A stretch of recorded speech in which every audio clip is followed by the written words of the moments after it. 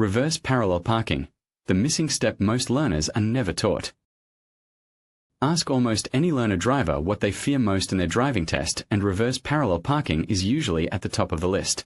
Traditional driver training often relies on formulas. Line up here, look at the B-pillar there, turn the wheel a certain number of times. The problem? Those formulas only work if every car and every parking situation is identical. They aren't. At Panache Driver Training, we teach a simple missing step that transforms parallel parking from a memorized trick into a logical process. Why parking formulas fail. Many learners focus on finding the perfect starting position before reversing. While a good setup helps, it isn't the most important factor. The vehicle you're parking behind changes every time. Some vehicles are wide, SUVs and dual cab utes. Some are narrow, small hatchbacks. Some sit close to the gutter. Others stick well out into the traffic lane. Using the same steering markers for every vehicle produces different results because the reference vehicle is different every time. The secret: read the space first.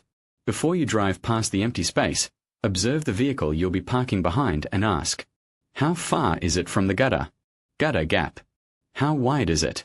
Vehicle width. These two factors determine where the vehicle's outside rear corner sits, the critical point your car must clear during the maneuver.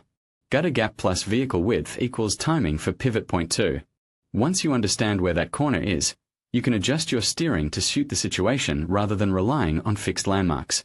Parking with logic, not landmarks. 1. Setup and safety. Indicate left early. As you pass the space, assess the parked vehicle's width and gutter gap.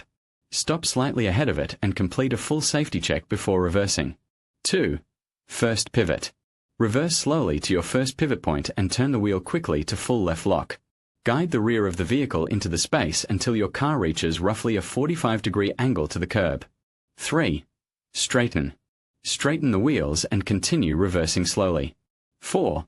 The critical second pivot. This is where most drivers struggle. Instead of using a fixed reference inside your vehicle, use the parked vehicle's outside rear corner. Turn hard right only when your predetermined reference point aligns with that corner. Narrow vehicle close to the gutter, second pivot occurs sooner. Wide vehicle or one sticking into the lane, second pivot occurs later. Because every vehicle sits differently, the timing changes every time. 5. Finish. As your vehicle becomes parallel with the gutter, stop, straighten, move forward if required to center yourself between vehicles, select park, and secure the car. Parking is logic, not magic. Reverse parallel parking becomes much easier when you stop treating it like a memorization exercise. By observing the parked vehicle's width and distance from the gutter, you can adapt to any vehicle, any street, and any parking space. The key is observation, slow vehicle control, and understanding your 2 pivot points. At Panache Driver Training, we focus on evidence-based instruction that builds genuine driving skills and confidence, not just test passing techniques.